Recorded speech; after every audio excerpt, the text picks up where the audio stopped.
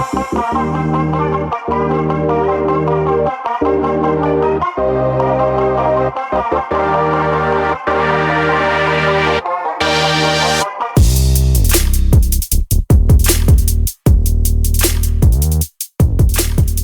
you for checking out Real Talk Personal Finance. Shit's about to get real. Cash Flow King with you today. And in today's Get Your Money Right segment, how to get your Social Security statement. Do you know how to do that? Maybe you do. Maybe you don't. And that's why you're listening to today's show. You've come to the right place. Thanks so much, as always, for listening to the Real Talk Personal Finance podcast.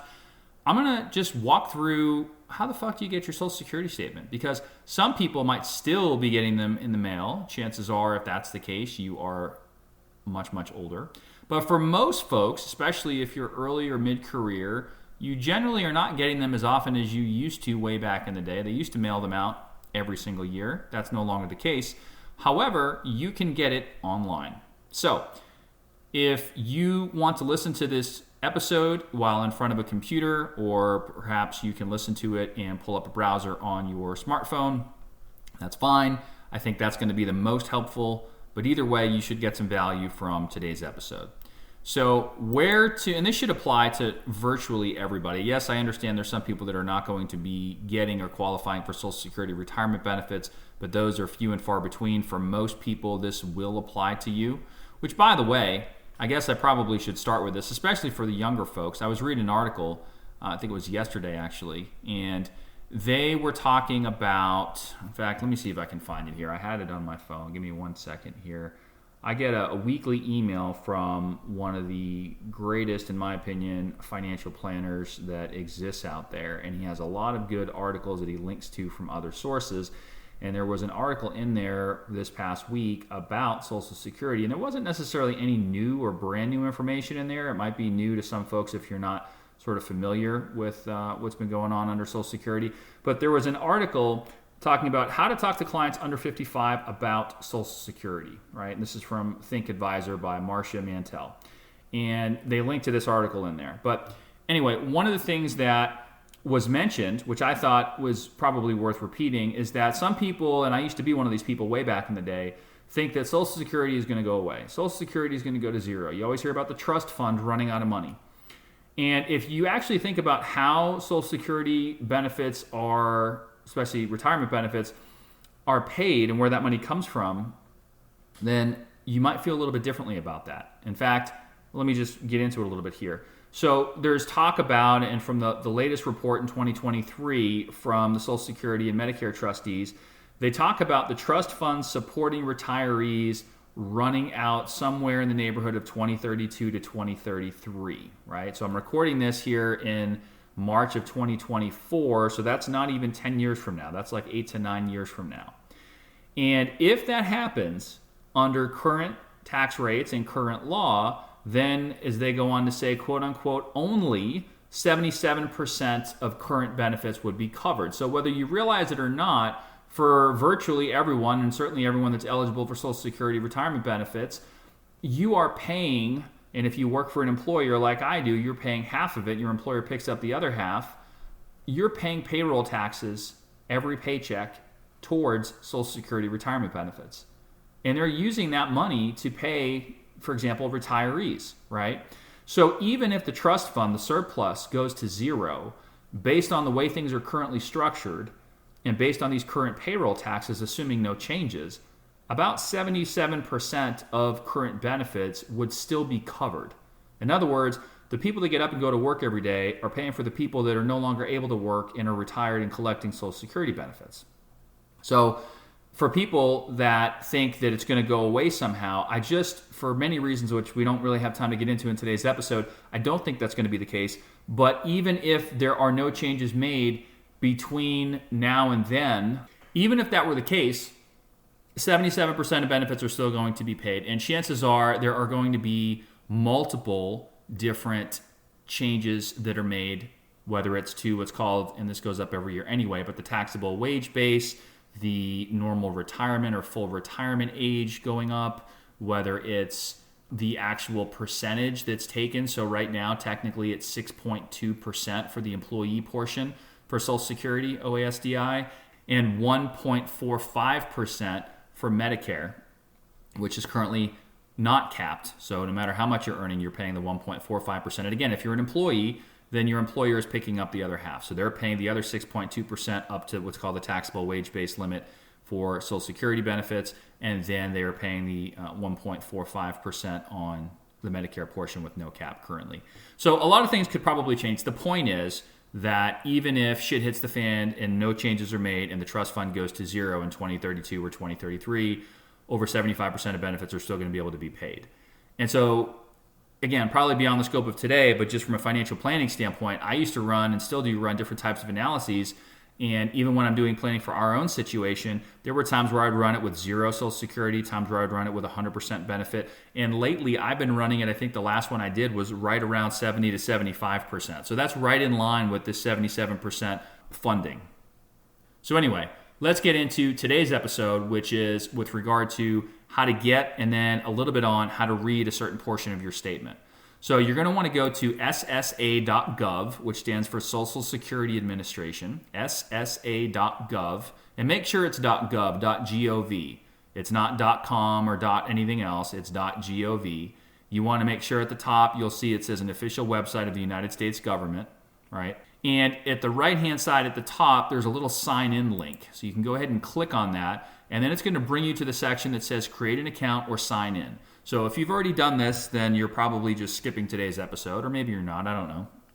But if you've never done this before, chances are you're going to want to click that top link that says create an account with login.gov. If you've already signed in before and you remember your username and password, the way I like to do it is signing in on that blue with that blue bar, the third one down that says sign in with Social Security username. And again, that's if you've created an account before, as it says, September 18th of 2021. Otherwise, you may need to sign in with one of the other options above. There's a login.gov, and then there's also an id.me. So there's different ways to sign into your account. Once you're in there on the home section, so if you are going to do that or need to do that, you may want to pause the episode and go ahead and sign up on the website to be able to log in. But once you're logged in, it'll say My Social Security at the top, and then under the home section, you'll see it'll say use the link below to access your statement, and it has a little hyperlink with a PDF file icon that says your Social Security statement. When you click on that, there's several different parts to this. We're not going to have time to go through everything today, but what I want to point your attention to is the top right-hand side where it says personalized monthly retirement benefits. And then in parentheses right below that, depending on the age you start. For anyone that wants a deep dive on Social Security benefits, you can go back in the archive, and I think I did a show called Social Security Basics. And that was, I haven't looked, but if you just search for it, you'll find it. It's in there. It's a pretty long one. And we talk all about Social Security retirement benefits. But anyway, for purposes of today's show and making this a Get Your Money Right segment and making it quick, we're going to go through this fairly quickly. You can start collecting Social Security retirement benefits as early as age 62. Depending on your date of birth, your normal or full retirement age is generally going to be, way back in the day, it could have been 65, but it's since gone up to between 66 and 67, depending on when you were born. That's when you're going to get your full benefit amount. And then if you continue to wait, you can wait all the way up until age 70, at which point there's no economic benefit to waiting past that time. But that's going to get you a higher monthly benefit for the rest of your life. And you'll see those numbers, those estimates, on the top right-hand side of your statement. So obviously, the longer you wait, the higher your projected benefit amount is going to be. Okay?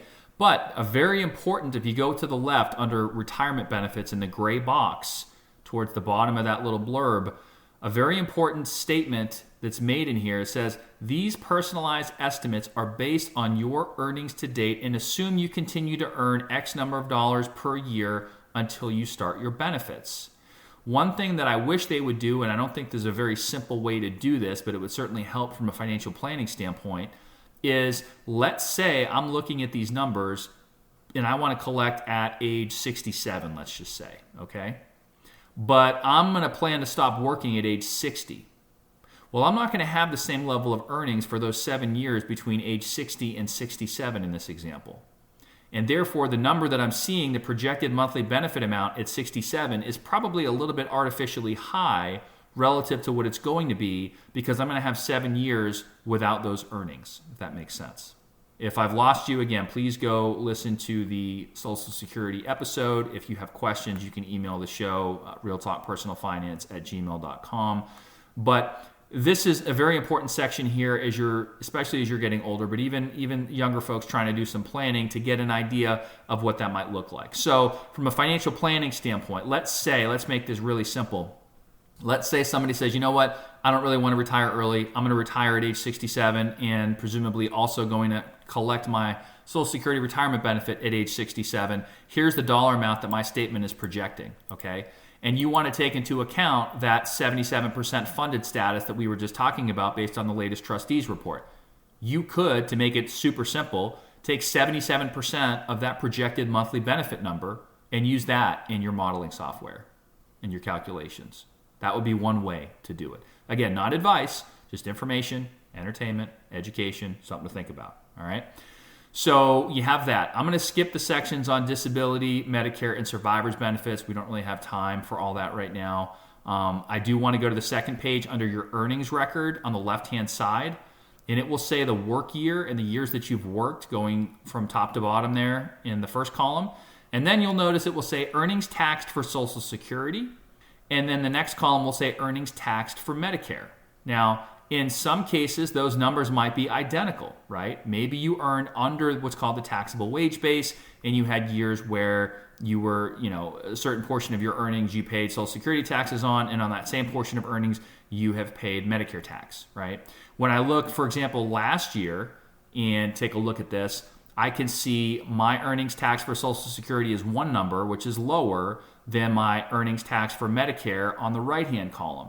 And that's because I hit what's called the taxable wage base, right? If you make over that, you're only taxed up to the first X number of dollars for Social Security purposes, but you're taxed on an unlimited number of dollars for Medicare purposes. And that's why those two numbers are different. Now, one thing that most people don't do, and quite frankly, I'm guilty of this myself, is they don't necessarily go back and match up these numbers from year to year to make sure everything is being reported correctly. But if I just look at 2023, another kind of fun exercise if you want to, let's say you're an employee and you get a W-2. If you pull up your most recent W-2 from last year, so this would be tax year 2023, and you look at, I believe it's box 3, where it says Social Security wages, and box 5, where it says Medicare wages and tips, the two numbers that you see on that W-2 should correspond to the two numbers you see on this part of your Social Security statement. In my particular case, they happen to be exactly correct. Of course, when I say exactly correct, they round, right? So the change isn't there, right? I think I had an extra 30 cents on there, so they just truncate that off. But in terms of rounding to the nearest dollar or looking at the nearest dollar, it is correct. So box 3 on the W-2 would correspond to earnings taxed for Social Security. And then box 5 on the W-2, where it says Medicare wages and tips, that would fall under the column that says earnings taxed for Medicare. So quite frankly, I'm probably too lazy to do this, and you might be too, but you should check this every year. If you really wanted to, you could go back and take a look at it for all of the prior years, assuming you had all those W-2s if you're an employee, and try to match up those numbers. But they've been known to make mistakes. And as it says on your statement, if you find an error, there's a number there to call. There's an 800 number to call. So something to keep in mind. There's a lot of other useful information on here. There's another section that talks about important things to know about your benefits. And then it even goes on, there's a fact sheet for younger folks. It says between ages 18 and 48. So you can go through and check that out if you want to as well. I have noticed they're making these statements more and more user-friendly and more explanatory than they used to be. I remember back in the day, as far as the projections go, that you see at the top right on page 1, that little bar chart that has the different ages from 62 to 70. They used to just put age 62, full retirement age, and 70, and they would give you 3 numbers and that was it. Now they're at least going in 1-year increments between ages 62 and age 70, and you can actually see the annual, if you were to wait that one more year, what the projected benefit amount increase is going to be, or what the new projected benefit amount is going to be, and how much more that is from if you were to collect in the prior year. So some good information there. I hope you guys found this helpful. So your action item for the Get Your Money Right segment for this week, should you choose to accept it, is go ahead and get your Social Security statement, save it in a safe place, check it out, read it over, compare that to your W-2 if you'd like to, make sure the numbers are accurate, and that's about it. So if you have any questions, email the show, and we will see you in the next episode. Check the mic and make sure it sound right, boys.